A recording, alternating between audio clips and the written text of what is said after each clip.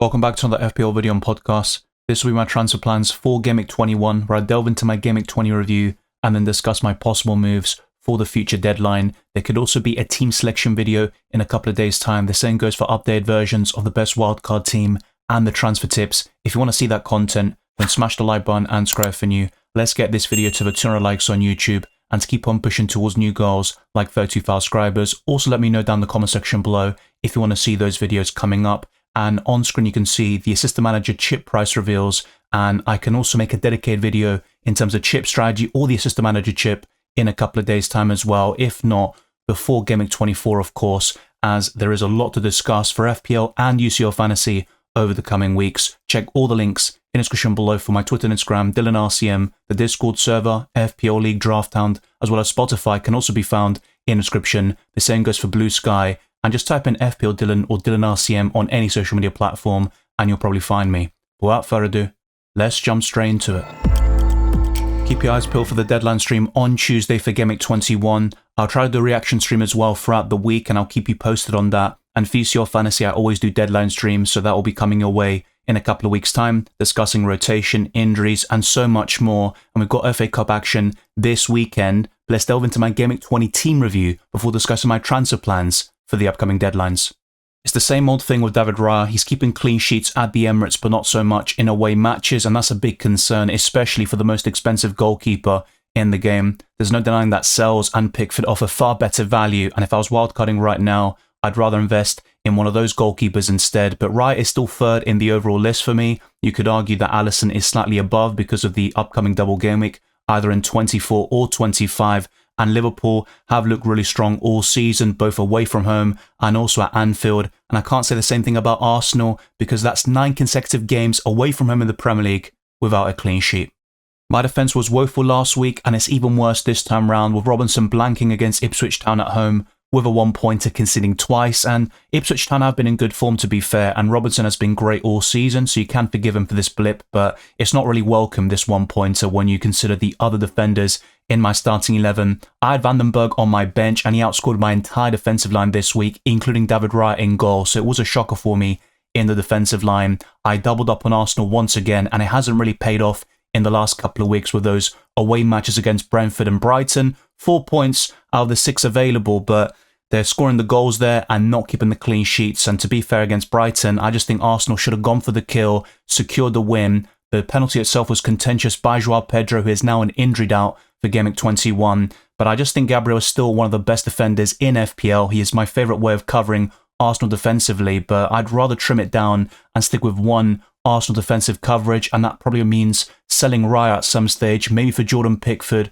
with his potential double very soon. But my final defender was a certain Levi Colwill, who was on course for a decent return. He got booked, so that 6-pointer turned into 5, but that's all right. But in the end, Crystal Palace equalised, and Colwill, in pretty much for the second time in 3 game weeks, he's had a decent return, and he's on the verge of securing a pretty nice haul. And then it all turns to dust with Chelsea conceding late on, and they drop points in 4 consecutive Premier League matches. And simply put, Colwill isn't a good FPL asset. He did fairly well when he first came into my team with a clean sheet against Everton and 4 points against Fulham, but you're not going to get many points from him, especially in terms of goal contributions. And I think with Chelsea defensively, it's probably an avoid.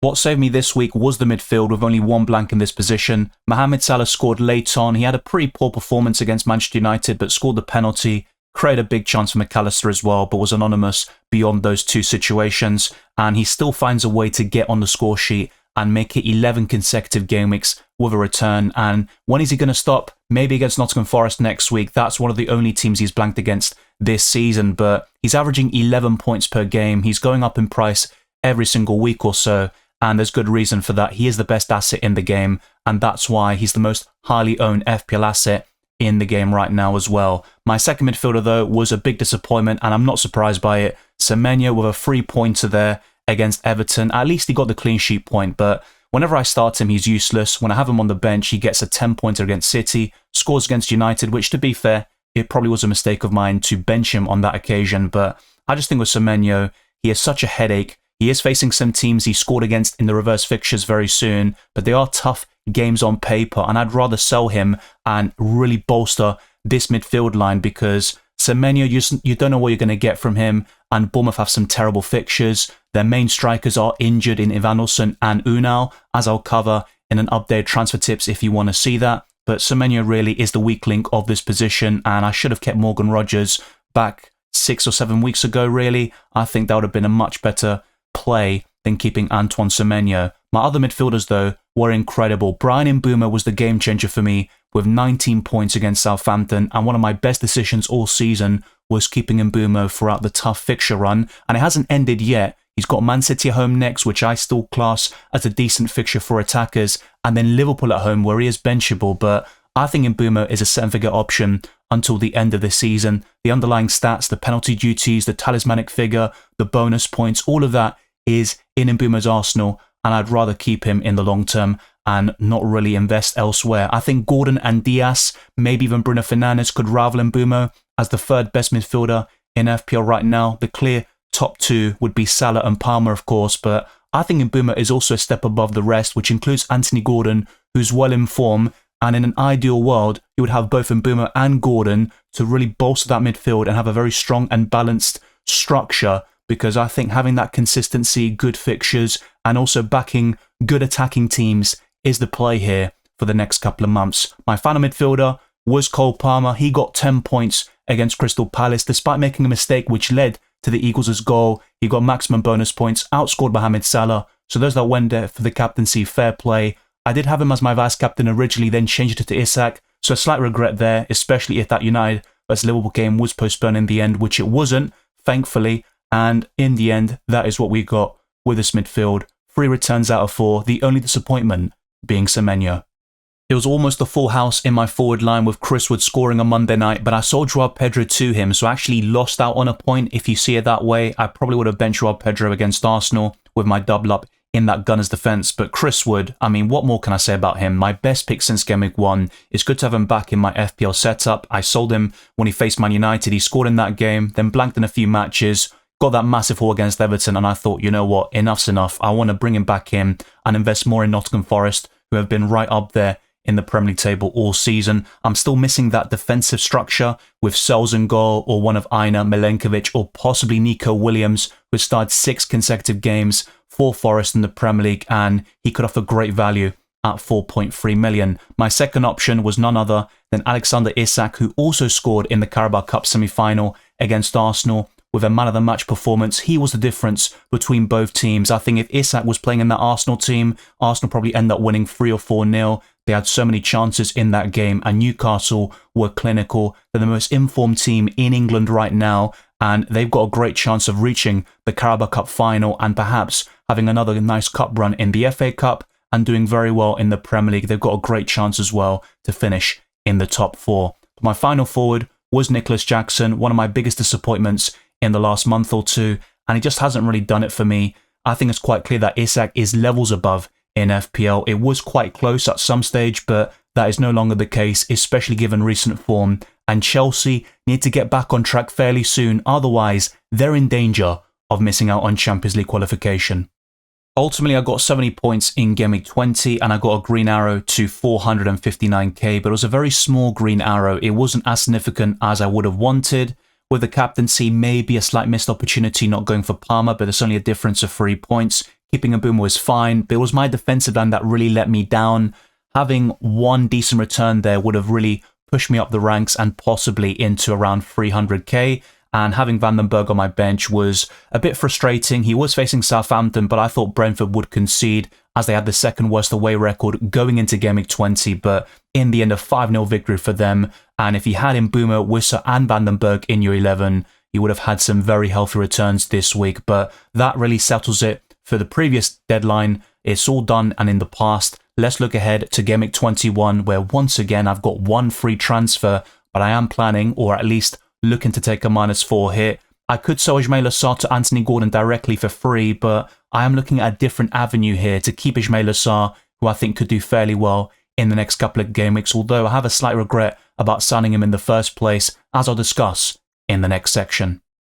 Despite Arsenal having plenty of home games coming up, I'm not that confident in David Raya, and I think going to Jordan Pickford could be a play, whether it's in Gameweek 21, 22, or slightly later in the future. That remains to be seen, but I just think David Raya isn't offering great value at the moment, and facing Tottenham and Aston Villa, I think Arsenal will concede in at least one of those games. Even against Newcastle in the Carabao Cup semi-final, they look very shaky defensively, and the likes of Anthony Gordon and Isak took full advantage, and those teams coming up in the Premier League will also have some similar quality up front, and they can really punish Arsenal for any mistakes they make. I've got David Raya for the time being. There's no other option on my bench to really usurp him for Gameweek 21, but he is on the chopping block in the next couple of weeks. It has been the case for most of this season. I'm not particularly pleased with my defensive line. Veltman away from home against Ipswich Town doesn't look terrible, but considering their form recently and Brighton's inconsistencies, I'm not really backing a clean sheet, and my alternative would be Colwill at home to Bournemouth, which in years gone by might have been a decent kind of play, but I think Bournemouth are actually in better form than Chelsea right now, and they could go to the Stamford Bridge and get a result. So I'm not really enthused about starting either Veltman or Colwill this week, and that is one of my benching headaches. I think the rest of my defensive line speaks for itself. Despite Gabriel not having the best clean sheet prospects against Tottenham, he got a massive return in the reverse fixture, scoring the winner at the Tottenham Hotspur Stadium and getting a 15-pointer in the process. Could he do that again? It's possible, but considering Arsenal's recent form, I think it's quite unlikely, and we could see another 1 or 2 pointer from Gabriel, but he is still right up there amongst the very best defenders in the game. He would still be in a best wildcard team for me, which I discussed in my recent wildcard podcast, but I'm just not too fond of having David Raya in this setup at the same time in this North London derby. But my final defender is Robinson away from home against West Ham, who have a new manager in Graham Potter, who lost in his first game in the FA Cup against Aston Villa, but they took the lead, and there are some promising signs there for the Hammers, and they could get a result in this London derby. Fulham are another team a bit like Brighton who step up against the biggest teams, and then against teams they're expected to beat, they can struggle and concede goals, which we saw against Ipswich Town last week and then drawing to Southampton at home only a couple of weeks ago. But overall, it's a decent defensive line. I'm not too fond of doubling up on Arsenal defensively in the upcoming weeks, and I think Veltman is on the chopping block as well. The plan is to go for a 3-5-2 formation this week and make a midfielder transfer, and Mohamed Salah remains one of the best captaincy options. In fact, him and a certain December Player of the Month winner, the two players who battled it out for that award, they're going to be right up there for the best captaincy options in Gameweek 21. But it is a tough fixture. Nottingham Forest alongside Newcastle are the most informed team in the Premier League, and you could arguably say Forest are even better with 6 consecutive Premier League victories, and they're only behind Arsenal on goal difference in the Premier League table. But Salah should still be considered for the captaincy, but it is also a nice opportunity to go against him for the armband. You're not going to get too many, at least for the next couple of weeks. I think later in the season it will become more common, but for now it's going to be a rare opportunity to maybe back against Salah and Liverpool. My second option in this position is Ismail Assar, who I benched against Chelsea, and he was quite disappointing in that game. He actually had no shots. His XG was 0.00, but he created a few chances, and he's always going to be a threat with his pace and dribbling. I think he was actually better in the previous game against Southampton, and then of course scoring against Arsenal not so long ago. But Ismail Assar, not the best purchase of mine. I know it's only been a couple of weeks, and there's still time for him to set things right. At that price and below, he offers good value, but you've also got Morgan Rogers, Amad Diallo, and a few others I discussed, even Jacob Murphy, who might be much better in the grand scheme of things. But let's complete this midfield with some very good options. Anthony Gordon could be the replacement for Antoine Semenyo. It does require a downgrade elsewhere. That could be Raya to Pickford, for example, maybe a defender transfer and going for a really cheap option in that position, or up front, and that's what it really comes down to. I'm very keen on buying Anthony Gordon. I know I want to buy him in, but how do I make that possible with the funds available to me? And that's the big question I need to answer in the next couple of days. He's also facing a Wolves side who have been in great form themselves, and they should have scored 1 or 2 goals against Nottingham Forest, particularly in the first half. But Newcastle are heavy favourites to win that game. Matheus Cunha is back, which could throw a spanner in the works, and he could create some chances and some problems for that Newcastle defence. But you'd still expect the Toon to score plenty of goals, create multiple chances, and Isak is currently an injury doubt, but I wouldn't be too concerned about that based on Eddie Howe's update on him, which I'll talk about very soon. But my fourth midfielder is going to be Cole Palmer, and he does have a decent fixture for him anyway against Bournemouth at home, but I think Chelsea could really struggle in this game, and it would not surprise me if it ended in a draw or a Bournemouth win, especially considering Chelsea's recent form, and this triple up in Chelsea just hasn't worked out, especially in recent weeks. even an offensive doubler, which looked so promising around a month or two ago, it just hasn't worked whatsoever. I think Cole Palmer is by far the best option the Blues have to offer. You don't need anybody else. That includes Jackson, Colwill, Robert Sanchez, or any other midfielder. And lastly, I'm going for Mbeumo, facing Man City at home. It's a question of him versus Chris Wood this week, but I would favour Bryan Mbeumo. I think City is still a great fixture for attackers, actually. They are conceding a lot of chances. They're not controlling games as they used to, and they're still a long way from getting to the levels of last season. Whilst Brentford have one of the best home records in the Premier League, and at the G-Tech Community Stadium, Bryan Mbeumo could get another double-digit haul.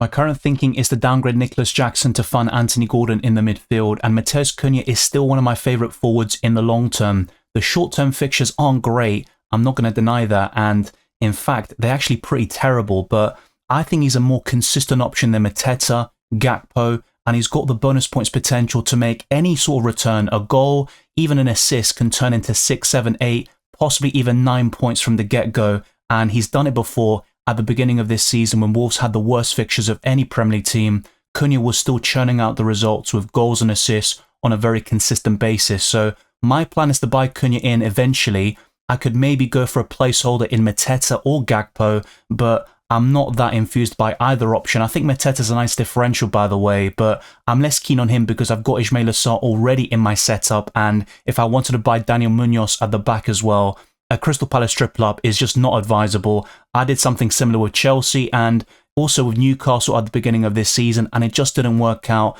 I would only make those double or triple-ups with very consistent teams who are showing brilliant form, and Newcastle would be an example right now, but it's all a question of timing, so that's why Cunha could be my provisional transfer for Nicholas Jackson, but it certainly isn't set in stone. The final player in the starting 11 is Isak, and Eddie Howe provided an update before the Bromley game in the FA Cup, and he said he's seeing his physio at the moment and we've given him a couple of days rest, but we think he's in a good place and he'll report back tomorrow. We would have probably involved him in some way against Bromley, but with what's happened, he'll probably be given this game to rest and get himself right for our future schedule. So I'd have no concerns about Isak against Wolves at home, where he is becoming a very popular captaincy option. He just won the December Player of the Month award, and it was a bit contentious over Mohamed Salah, you could say, but he has been one of the most informed strikers in Europe, let alone the Premier League. He has been on fire for Newcastle, and if he can stay fit, he could fire them into the top 4. With these two transfers and a -4 hit, my bench will be Valdimarsson, Chris Wood, Colwill and Van den Berg. The only benching dilemmas I have are Chris Wood versus Mbeumo, and I do have a preference for Mbeumo here. Then Colwill versus Veltman, which is 50-50. I think both of them will blank, but I've got a slight preference for Veltman at this moment in time. And the captaincy is going to be very close as well, and I'm currently going towards Isak. I think he's going to start against Wolves and get good minutes there. He was subbed off slightly early against Arsenal to kind of manage him, as I talked about with the Eddie Howe quote. And Salah is still a great option, but Nottingham Forest are a much better opponent than Wolves. And I also think Newcastle have been in terrific form. Isak is firing in the goals, but when you do break it down, Salah has double the amount of points that Isak does. He's averaging 11 points per game, and he's just being so consistent all season. He also provides that assist threat on top of the goals. He's on penalties just like Isak, but I think Salah is still going to be the best captaincy option in most cases. But with the fixture in mind as well, I think Isak does seem slightly more appealing at the moment, but I would not be surprised if in the team selection video or in the deadline stream, I end up going back to Salah. It's going to be between those two. Nobody else comes into the equation, although Cole Palmer will always be up there in any captaincy debate, and the likes of Gordon and maybe Ismaila Sarr would be decent shouts, but I think that'd be too punty going for a Crystal Palace asset, and they're far too inconsistent themselves to really back them, and you could be burnt by such a move. So Isak or Salah will be the play. Let me know your thoughts down in the comment section below. I've also got a captaincy poll on my channel where Isak is currently leading, and that's going to be one of my biggest decisions ahead of the deadline. Check out the link in the description below for Drafthound. I'd highly recommend it, and as you know, I've been using it for over a year, and many of you have been signing up using my link and talking about how intuitive the website is. Their recommendations for my transfers include Lewis Hall in for one of Robinson, Colwill, Veltman or Van den Berg, and every single one of them bar Robinson is on the chopping block in my defensive line. If I was wildcarding right now, there would be no hesitation. All three of them would be out of the door, and I do think Lewis Hall is a serious upgrade. But having said that, I still think my priority lies in the midfield upgrading Semenyo, and to make that possible, I think Jackson is the easiest cash cow of the lot. But in a lot of scenarios, I think it is worth holding Jackson. I think he still has something to offer, and Chelsea have some good fixtures offensively, like West Ham and Wolves coming up, where Jackson did very well in the reverse fixtures. So, like I said before, it's not set in stone. I could find a different way of buying Anthony Gordon in the midfield, and it could very well be in that defence. And instead of going for Lewis Hall, it might be someone even cheaper and then replacing somebody like Robinson instead. But if we actually optimize my team as well, they recommend starting Chris Wood over Semenyo. This is without making any transfers, of course. But let's head over to the player rankings and see how things are in terms of making transfers and how quickly it is to use this website for captaincy decisions, benching dilemmas, and much more. So let's actually bring in Matheus Cunha, who isn't going to be highly rated at the moment, but I think that will change fairly soon. We'll bring him in for Nicholas Jackson, and then bring Anthony Gordon for Antoine Semenyo, which is undoubtedly a major upgrade. So we're going to bring him in here, and then click this green icon again, and then Gordon will come in for Cunha. So that's what they recommend for the benching dilemmas, and they've got Chris Wood in the starting 11, which I disagree with, to be fair, but he has been incredible all season, and it's not impossible for him to score against Liverpool and get some bonus points in the process. Their expected points is very high at 71.3. If only I can get those scores on a consistent basis, but that's what Drafthound recommend with the starting 11 and the captaincy. And also their transfers, they're really bullish on Lewis Hall, and they have been for several weeks. I think that's a great move. I'd love to make it myself. The same goes for Daniel Munoz at the back, but there are so many different ways I can improve this team, which isn't a great sign. I'm very tempted to use the wild card as well in the upcoming weeks, but I try to resist that temptation and save it for later in the season. Another great website to use is fpl.team, where you can visualize future game weeks, and I always use it to plan upcoming moves. And Jordan Pickford in for David Raya is a transfer I'm considering anyway for double game week 24 or 25, and that would allow me to keep Jackson for now whilst buying Gordon for Antoine Semenyo as part of a -4 hit. But the alternative is to sell Ismail Assar for Gordon, and that would be for free. Just settle my losses and keep Semenyo on the bench, and I could start Chris Wood at home to Liverpool. The rest would be the exact same, but the expected points is much lower compared to Drafthound. That's kind of typical, and a difference in the algorithms of Drafthound and FPL.team. The captaincy would be on Salah or Isak. It's going to be a big call. If I go for Isak, actually, the expected points does drop to 59.6, so that's going to be a slight issue, you could say, but I don't really see a big difference between the two. If anything, Isak has a high ceiling because of the opponent. I just think Nottingham Forest have been that good this season. Thank you very much for watching this video and listening to this podcast. If you enjoyed it or found it useful, then be sure to smash the like button and subscribe for new. Our aim is to get this to the 200 likes and to keep on pushing towards new goals like 32,000 subscribers. Follow me on Twitter and Instagram, DylanRCM, and check all the links in the description below for my Patreon and the championships for early access to my videos, amongst many other perks. The Discord server, FPL League Drafthound, as well as Spotify can also be found in the description. The same goes for Blue Sky as well. I wish you all the best of luck for Game Week 21 and the rest of the season, and I'll see you next time.